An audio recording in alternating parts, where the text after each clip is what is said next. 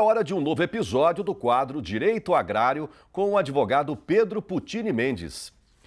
O nosso especialista volta a tratar nesta manhã de um assunto pontual: a volta das invasões de terras no Brasil. Somente esse ano, 13 fazendas já foram invadidas aqui no nosso país. Na semana passada, o nosso especialista apresentou 3 medidas judiciais para o produtor que tiver a sua fazenda invadida tenha segurança jurídica. Hoje, ele apresenta mais uma alternativa, esta extrajudicial, a legítima defesa de posse. Vamos acompanhar as recomendações do nosso especialista? Saudações, Pedro Putini.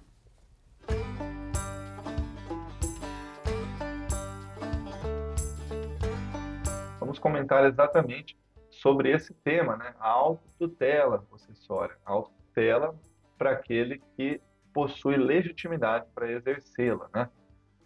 Complementando uma edição anterior, aliás, que estão todas disponíveis no YouTube, no canal Rural Direito Agrário, nós falamos sobre medidas preventivas que devem ser buscadas pelo produtor em caso de invasões. Naquela oportunidade, nós apresentamos 3 níveis de ofensas ao direito à posse, né, que é a ameaça, a turbação e o esbulho, indicando quais seriam as medidas judiciais, né, que é o interdito proibitório, a manutenção e a reintegração de posse.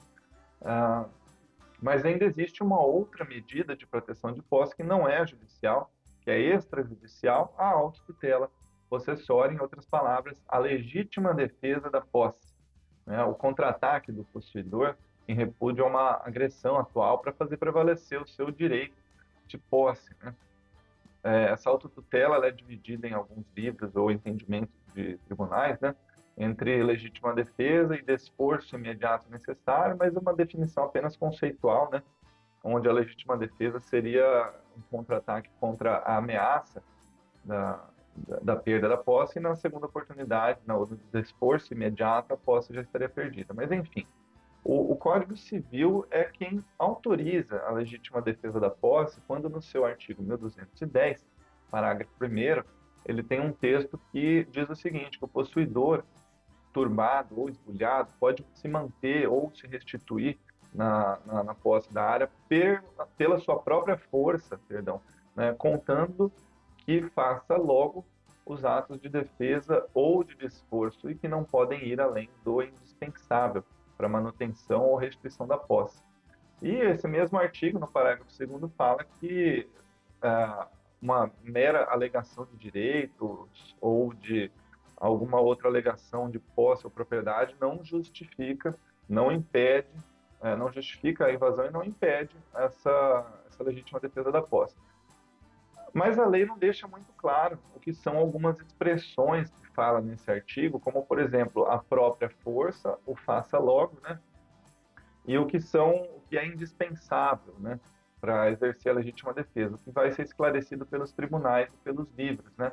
Então, para isso, estamos aqui compartilhando informações. Com relação a essa expressão própria força, significa que a legítima defesa da posse ela tem que ser realizada pelo possuidor do imóvel, né, o que se estende, obviamente, aos seus funcionários, familiares e amigos que vão lhe auxiliar, mas, por outro lado, é sem o auxílio do Estado, né? Já a expressão faça logo, né, os atos de legítima defesa da posse, significa que essa legítima defesa ela tem que ser feita imediatamente após a turbação ou o esbulho possessório, né? Uma agressão que tem que ser atual, embora a legislação não traz o tempo determinado. Mas buscando alguns entendimentos de tribunais, encontrei um julgamento feito no Tribunal de Justiça baiano, em 2017, de uma situação onde o possuidor, o proprietário, já havia ajuizado uma ação possessória e 2 anos depois resolveu exercer a legítima defesa de posse, o que foi considerado ilegítimo pelo tribunal, porque a agressão já não era mais atual. Bom, e finalmente a expressão além do indispensável, ou seja, não exercer força além do indispensável para defender a posse, significa dizer que os meios empregados têm que ser proporcionais à agressão, né? Caso contrário, isso pode acabar gerando uma responsabilização civil e criminal pelo excesso no uso dessa legítima defesa, né? Então, mas não fica claro também na legislação quais os meios necessários, ou uma forma determinada. Então é importante seguir alguns ritos, né, na legislação para não acabar excedendo. Então a legítima defesa da posse, portanto, ela é um remédio aí que deve ser, um remédio jurídico que deve ser utilizado quando ainda não houver sido privado dessa posse, né, e não é admitido pelos tribunais se já tiver sido consumada essa invasão, o que daí é considerado uma prática ilícita de legítima defesa, né? Então, o direito patrimonial, né, ele não pode, de certa forma, se sobrepor à dignidade da pessoa humana, é o que dizem alguns tribunais. Bom, então, conforme nós comentamos, em resumo aqui, né,